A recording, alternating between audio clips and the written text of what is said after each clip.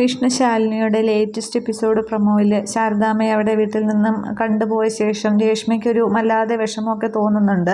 ശാരദാമ്മയുടെ അവസ്ഥയെ കാണുമ്പോൾ എന്തോ ഒരു പന്തികേട് ഒരു രേഷ്മയ്ക്ക് തോന്നുകയാണ്. ടെക്സ്റ്റൈൽസിൽ ചെന്ന ശേഷമാണെങ്കിൽ രേഷ്മ ശാലിനിയെ ഫോൺ ചെയ്യുന്നുണ്ട്. തുടർന്ന് പറയുന്നുണ്ട്, ഞാൻ രേഷ്മയാണ്, ഞാനിന്ന് ശാരദാമ്മയെ കാണാനായിട്ട് പോയിരുന്നു. പക്ഷേ ആ ഒരു പെരുമാറ്റത്തിലും സ്വഭാവത്തിലുമൊക്കെ എന്തോ ഒരു പന്തികേട് പോലെ ആ ഒരു മനസ്സ് കൈവിട്ട് എന്ന രീതിക്കാണ് ശാരദാമ്മ സംസാരിക്കുന്നതൊക്കെ. നിങ്ങൾ മക്കളെ ഓർത്താണ് ശാരദാമ്മയ്ക്ക് ഇത്രയും ഒരു വിഷമം എന്നൊക്കെ പറഞ്ഞ് ശാരദാമ്മയുടെ അവസ്ഥ ശാലിനിയോട് പറയുകയാണ്. പറ്റുമെങ്കിൽ ശാരദാമ്മ ഒന്ന് പോയി കണ്ട് ആശ്വസിപ്പിക്കണം എന്നിങ്ങനെ പറയുന്നുണ്ട്. എന്നിട്ട് ശാലിനി ഇതെല്ലാം കേട്ടുകൊണ്ട് നിൽക്കുന്നുണ്ട്. എന്നിട്ട് ഫോൺ വെച്ച ശേഷം ശാലിനി ഇങ്ങനെ ചിന്തിക്കുകയാണ്, അമ്മയെക്കുറിച്ച് ഇങ്ങനെ ചിന്തിക്കുന്നുണ്ട്.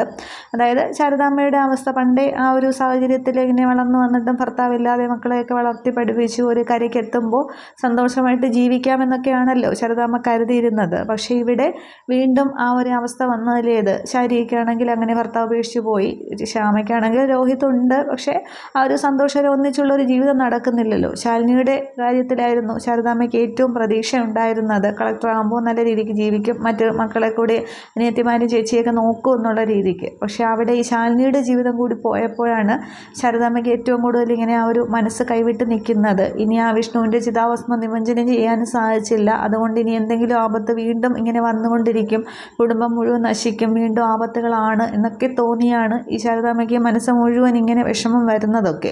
അപ്പോൾ അങ്ങനെ പിന്നെ മനസ്സിലാക്കിയാണ്, അങ്ങനെ ആലോചിച്ചാണ് ശാരദാമ്മയ്ക്ക് മനസ്സൊരു താളം തെറ്റുന്ന രീതിയിലേക്ക് വന്ന് നിൽക്കുന്നത്. അപ്പോൾ ഇനി ശാലിനി പോയി എന്തൊക്കെ ആവുമെന്നുള്ളതാണ് അറിയേണ്ടത്. ശാരദാമ്മയ്ക്ക് ഇനി എന്തെങ്കിലും മാനസികമായിട്ട് പ്രശ്നം ഉണ്ടാകുമോ, അതേ ഇനി മനസ്സ് തിരികെ വിടുമോ എന്താണെന്നുള്ളതൊക്കെയാണ് നമുക്ക് കാണേണ്ടത്. അതേപോലെ തന്നെ അവിടെ ശിവനാണെങ്കിൽ ആ ഒരു വിവാഹം നടത്താമെന്നുള്ള രീതിക്ക് തന്നെയാണ്. പക്ഷേ ലാസറാണെങ്കിൽ ശിവനെയും ചന്ദ്രയും ലക്ഷ്യമിട്ട് ഏതൊക്കെയോ ഗുണ്ടകളൊക്കെ ഇങ്ങനെ ഏർപ്പാടാക്കുന്നുണ്ട്. അതൊക്കെ എന്താവും എന്നുള്ളത് നമുക്ക് കാണാം. Okay, thank you.